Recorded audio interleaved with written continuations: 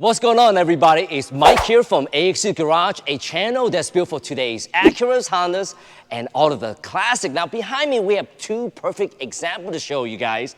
On my right, 1998 iconic Integra Type-R, finished in beautiful championship white. And yes, this car is 100% stock. Very hard to find these days. And to my left, one of the highest anticipated vehicle for 2023 and the most powerful and highest performance Integra ever, the 2024 Acura Integra Type-S in platinum white pearl. The question is, could this also be the best Integra ever? In today's videos, we are going to walk the memory lane on the DC2 Integra Type-R, then compare the differences to the Integra Type-S. We are also going to talk about some of the key elements to see what make these cars so special. And after the walk around, we are going to take both cars on a test drive and compare the experiences between the two. And last but not least, we are talking about horsepower. How can we do it without some real numbers? And yes, we are talking about horsepower, so we are going to take both of these cars to the dyno and take a look and see what wheels horsepower from both of these cars. So let's get started. All right, John, so we got both the Integra Type-S and also the Integra Type-R right next to each other. John, take it away. All right, so first off, we all know this is the real deal over here. That being said, they were not trying to make this car that car. As everyone's already said, this is the natural progression of the design and all that good stuff, but we're going to talk a little bit about the differences and along the lines of the similarities of the upgrades of the Type-S as compared to the DC2 Type-R and kind of the idea behind it. So there's a bunch of different things we're going to go over. We have, I guess we could start up in the engine here. So the Integra, the DC2 from 94 to 2001 was offered in a bunch of different trims, LS being the 1.8 liter non-VTEC, a GSR being the 1.8 liter VTEC, and then the Type-R, which is also 1.8 VTEC, which is more of a higher revving, stout motor, more horsepower overall, shorter gear transmission with LSD. And so what we're trying to get at here is this is a Type-R, this is stripped down, no sunroof, no sound deadening, stiffer chassis, different suspension, different brakes, totally different car interior wise. But the idea going back to this is they've changed the suspension. This is a 5-lug. This is a 5-lug, but it's a 5x120 over the 5x114 with larger brakes, 4-piston caliper, bigger discs. The Type-R brakes are the biggest brakes that were offered on the Integra at the time. This braking, even though it is just very similar to the GSR and the regular Integra brakes, this thing brakes awesome for its power to weight and everything. Now in the engine on this side, all the other DE4s, this being a DE5 model in the Type-S, this gets the 2-liter. My car has the 1.5 liter turbo, which you saw how much modifications we've done to it in our previous videos to get it up to the power that we're at now. This is coming with more power than my car fully modded in the stock trim. And as Mike was telling me, over the CTR, this car is only 40 pounds heavier. Based on what my research have found is about just under 40 pounds, yes. That's negligible. That's nothing. That's, you know, if I didn't, you know, go to the bathroom for a few days, you know, no big deal. But either way, like I said, so we're talking about the differences on this. This thing has the 2-liter. I'm not sure about the gearing on this compared to the 1.5 liter. I'm sure it's a different gearing ratio, being a totally different transmission, but this has LSD. That's what also makes the DE4 nice, is it comes with the LSD 6-speed transmission just like this, but you're getting the 2-liter, basically Type-R motor. But from what we saw on some other videos, the numbers on this are a little bit higher than the CTR. So we're going to put on the dyno, we're going to make sure about that. You know, they say every dyno's different. Our dyno's not going to read the same as other dynos on the other side of the country. Air density, altitude, humidity, all that plays a factor. But overall, we get the 2-liter motor in this. We're finally getting the performance from the CTR that the FK8 had, and now the FL5 in our Acura line, which is awesome. I'm very happy about that. And moving to the front, you know, the Type R always came with its own different spoiler. This one has a totally different front end. It has integrated air ducts for brake cooling. It has larger intakes here. This is actually the inlet for the brake ducts that comes straight into the inside of the wheel bearings to cool everything off. The grill is opened up more for more airflow through here. The intercooler is probably about the same size as the DE4, but you know, probably put a PRL big boy on ours when we get it in here. And everything on this car is just like the FL5 with the same inlet here and the cooling resonator chamber and all of that stuff. So in my opinion, this thing's gonna be really easy to modify because the formula is already there and we're gonna be having a lot of fun with it, I'm sure. And now we got the car up in the air and we'll take a little bit closer look underneath. That being said, everything underneath here is pretty much identical to the FL5. The formula worked, the car performs awesome. They transferred it over here, but there are a couple differences. We'll point them out. So like I said right here, this is our inlet for our brake ducts. It channels the air over here. It comes out of the fender liner through this port. It's directed into this deflector that's right on the back, on the front side of the suspension here, and shoots it into the hub of the brakes, cooling things off really good. Other big difference is the suspension setup. This double ball joint system that really put the FK8 ahead of other cars and eliminates torque steer almost completely. This thing, you launch this car, it's going straight. They handle great. This is one of the biggest upgrades over the drivetrain is the suspension upgrade over the DE4. All of the aluminum work here, beautiful, beautiful stuff. We all know how good this thing rides. It's really impressive. And 265 Michelin Pilot 4s, Sport 4Ss. Very awesome, big grip on this. Standard wheel on the DE4 is a 17 with a much smaller tire, but with all the extra power that this thing puts out, it's necessary. And right here is the exhaust system. Very nice, straight flowing exhaust. Unlike the DE4, it's not ovaled out, it's very consistent, and there's a resonator that is deleted on the Integras that is not deleted on the FL5 Civic Type R, and that's why we get a totally different tone out of the exhaust than what we do on the Civic. It's actually very nice. You get some pops out of it. It's got a lot nicer sound, in my opinion, over the CTR. Everything back here is pretty much, like I said, exactly the same as the FL5. This all has to do with the suspension, the electronic suspension right here. The DE4 has it, but this is a totally different setup. Much larger struts, overall beefier suspension. And here is the exhaust system, which is valved. It has an electronic valve in it that changes when you change your modes. And before, the exhaust used to pretty much go to the outside mufflers no matter what, it was not valved. When this valve is open, the most free flow angle is straight out the back. So this is definitely a much more efficient and effective exhaust as compared to the FK8. But like I said, everything's pretty much identical to the FL5 Civic Type R. And you can also see the new rear end diffuser, which looks nothing like the FK8. The exhaust is similar in its design coming out the middle, but this thing is just, it's super aggressive compared to the DE4. Even with my optional upgraded rear diffuser, it looks nothing like this. All right, so here we are in our very special AHC ITR. This car has 32,000 miles on it. It's a 98 Integra Type-R. We call this thing a survivor. We did repaint the entire outside of this car. Hondas are notorious for having a very weak single stage paint job on them. That's where you have your clear coat mixed in with your base.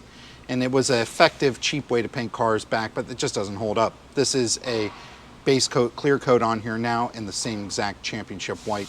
We want this thing to shine forever. And now this car, we've gone out of our way to really keep this thing all original. The shift knob, it has the factory fog lights in it, the original interior, the checkered optional original floor mats in it. And right there on that cluster, man, that thing says 32,000. That's a thing of beauty. Ice cold AC, original radio, as original as it comes. That being said, we have a different steering wheel. These came leather wrapped from the factory. We have a different shift knob and shift boot, just like in our Type S, which we're going to show you in a minute. We have different seats. They have more bolster to them. They're suede with the jersey material with the offset red stitching, just like our shift boot, our shift knob, and all of that stuff. Now these also came with the amber ambient lighting on all of the gauges, the clock, everything like that. And also, no sunroof. The idea is to increase the rigidity of the body and make the car perform better. That's why the Type S has no sunroof. The Type R has it, does not have it for the same reason. Now this one, as most people know, it has different chassis stiffening points on it, such as strut bars in the front and the rear and underneath the car. And this has all the sound deadening stripped out of it because this was all about power to weight. Honda wanted to say, hey, we're gonna make, whatever power we're gonna make with our small motor, let's strip some weight and make this thing fast. The formula has worked and we've all been enjoying it for years.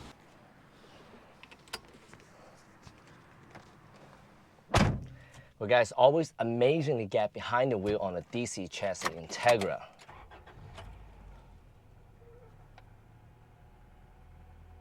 That sounds beautiful. So let's go ahead get a test drive started. One of the first things that I love about the DC chassis or some of the older Integras are the linkage shifter. I mean, it's directly linked up to the transmissions. It's nothing like it. Well guys, this 1998 Integra Type-R has just over 32,000 miles, powered by this 1.8 liter natural aspirated dual cam VTEC engine, making this 195 horsepower, very, very special, and made it with this 5-speed LSD transmission. Now, I grew up with the DC chassis and also the DA chassis, and I absolutely love them. So much aftermarket support. Back in the early 20s, I had a 2001 Acura Integra GSR with some simple bolt-on, and later on in life I was able to do some internal upgrades along with some nitrous oxide, and that was an extremely fun car, and is no different with these Type-Rs, other than the fact that they are super limited. But aside from that guys, this thing handles so well for what it is. Now the car only has back then is a 195 tires along with a 15-inch wheels. Go ahead and take this corner. That's the VTEC.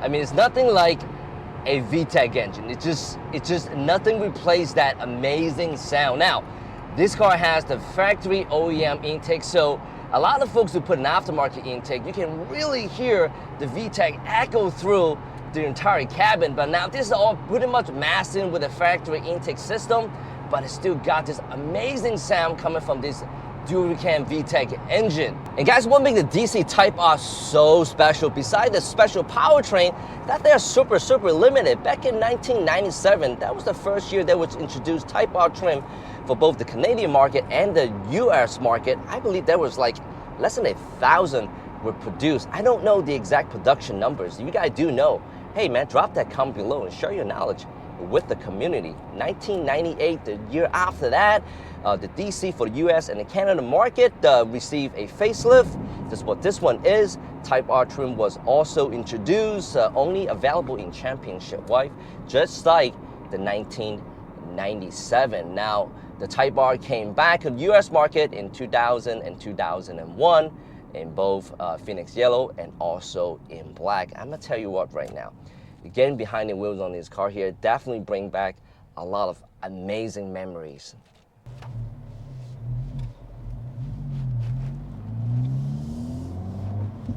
Okay, so as you guys can see, I took the DC2 out for a quick test drive with you guys, and more importantly, we need to take the Integra Type-S on the road. Now, I got John with us today, and we're going to talk about our driving impression on the Type-S. What do you think so far, John? So far, it feels like my Integra, but we're just driving normal.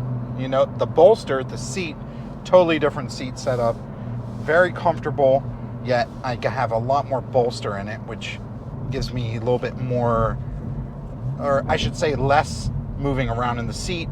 When we were up in the mountains with the Integra, I could kind of feel myself move a little bit, but not too bad. This would be definitely a lot less.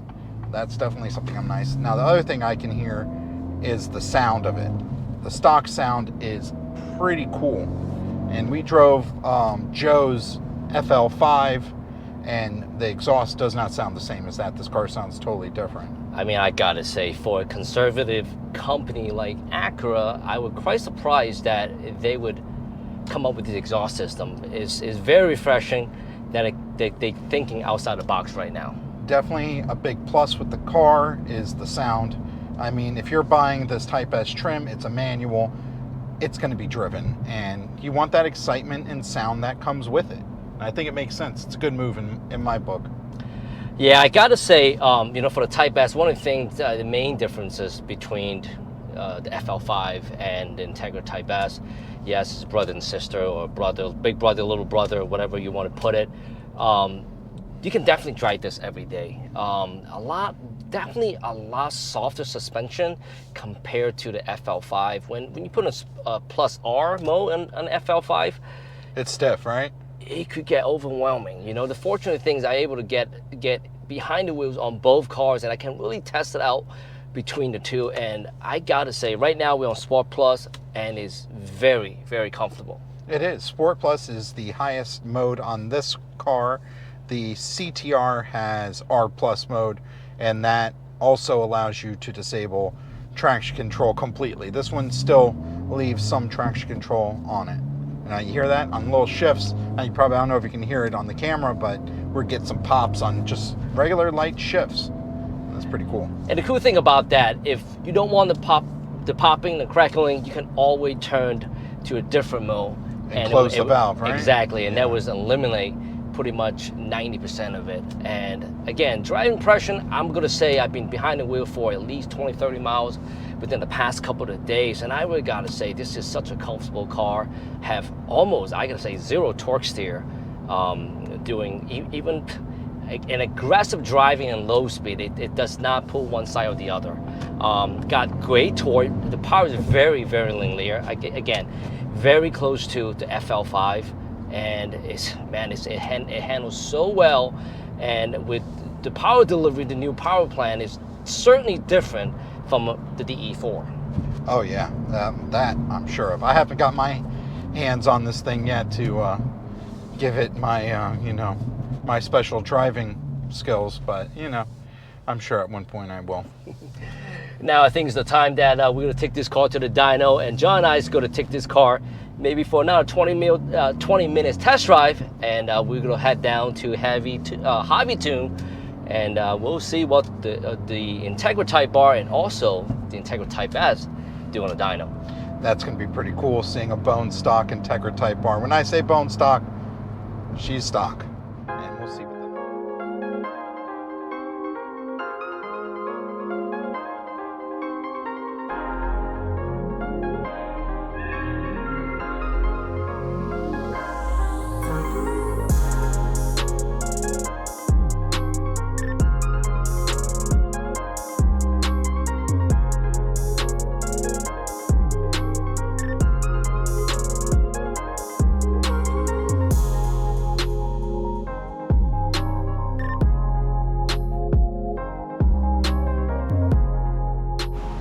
All right, so we're down here at Hobby Tune at the dyno. Successful trip, and now we're just gonna load this thing in the dyno, get her strapped down, let's see what number she makes.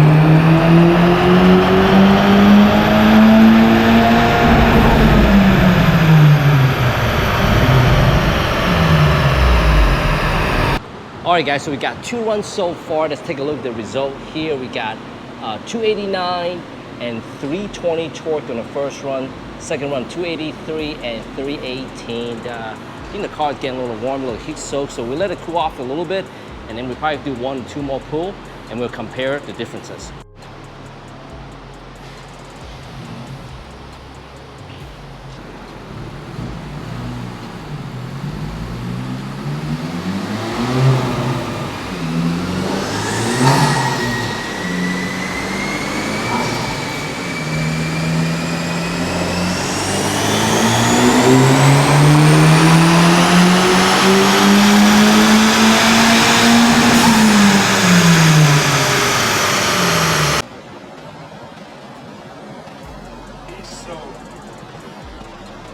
All right, so we just did 3 pulls, and it's probably 100 degrees inside here with 200% humidity. I don't even know.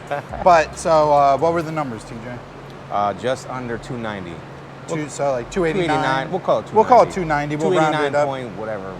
And the torque was 320, which is nice. Yeah. So I'll say this, that my 1.5 liter makes more torque than this. Yes. 327, right? But this is stock. Yeah, right? Mine's fully modified just to get into that, but you know, so nevertheless, if you work the numbers out with it, with the powertrain loss, they claim 320 to the flywheel, that's exactly what it's making. Yeah. So solid numbers, just like some of the other videos, they've showed 299 or 290 around there. So we're pretty close on everything. Yeah, I think on a cooler day, no problem would have been up there. Yeah, for sure. So very happy. As we continue to do pulls, the power went down to like 281. Yeah. But if you're out there on the road driving, you have the air flowing through it, you don't really get that power loss. And like I said, this thing is stock intercooler, stock intake. It has the window sticker on it, so this is as stock as it gets. Now, it's time to see that real horsepower. 1.8 liters of real old school B-Series VTEC. That's what I'm talking Bone about. stock What do you think VTEC. that's gonna make? Like 60 horsepower? Like, maybe like 110. 110? Yeah, 110. I think Mike thinks it's gonna make like 200. I don't think so. I'll say 148. 148. 148. I'm gonna say 160. Okay. I'm gonna say 160. Yeah. I'm gonna go with 160. Honest. I'll in all say reality. 153. All right. Let's Can see. we do it? No, that's it. You're locked in.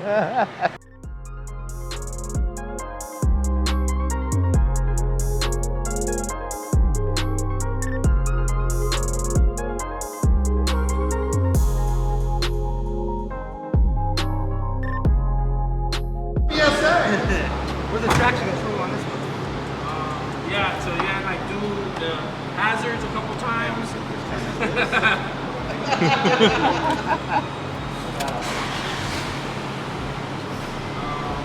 She's ready? Shut the AC off. Okay, shut the AC off.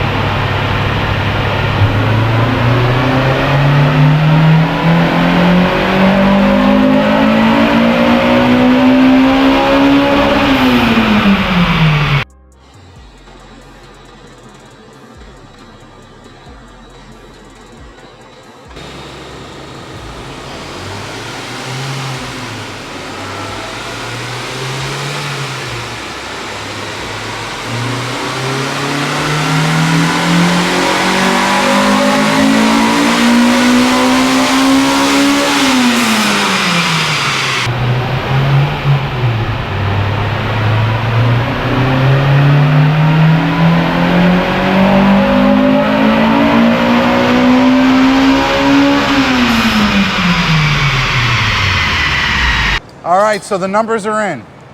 And the car made 161. 161 horsepower. That means I win this bet. I lost. That means Mike's gonna buy me a bottle of water or something, I don't know. So 160. We're gonna get Shinju. Yo, Shinju. Yes. Ooh. Yeah. Shinju, bro. What do you call it? We got 161 and 112 torque. Yep. So, you know. That's about a quarter of the new Type S. But if you do a 30% loss due to drivetrain, puts it right around 209, which is what the motor is supposed to make anyway. So honestly, it's running pretty healthy. He was saying, you know, the cat is probably old in it. You have a high flow cat inside this. And Old, it's got 30,000 miles. Old. Old as in old technology, all right? Yeah, But you know, what are you gonna call it? You know what? It runs great. It went all the way to red line without a problem. And Mike's gonna drive it home and put it away and never drive it again for the rest of the year. Make sure we gotta make sure we dust our feet off before we get in You that gotta thing. clap your feet Yep. to get the dirt off. Uh-huh. Because it's on those checkered big money floor That's mats. why I had to change my shirt, just so I can sit in that I thing. ate chips, so I couldn't even get in. Yeah. But yeah, no, awesome. New Integra to old Integra. It all happened today at Hobbyton. That's right. Well, guys, there you have it. Before we end today's video, let's take a moment and go over some of the results. On the DC2 Integra, the vehicle weighted just under 2,600 pounds. On the dyno, 161 horsepower, over the 112 foot-pound of torque, 16.1 pound per horsepower. On the Integra Type-S, 3,219 pounds, 290 horsepower, 320 foot-pound of torque, 11.1 pound per horsepower. Now that is pretty impressive. And we're gonna wrap today's video up. On the next episode, we'll be putting a bunch of factory OEM accessory you guys don't wanna miss. Make sure you guys subscribing to our channel. You guys like what you see, make sure you hit the like button and also drop a thought down below in the comment section. My name is Mike. On behalf of AC Garage, thank you so much for watching. We hope to see all of you next week.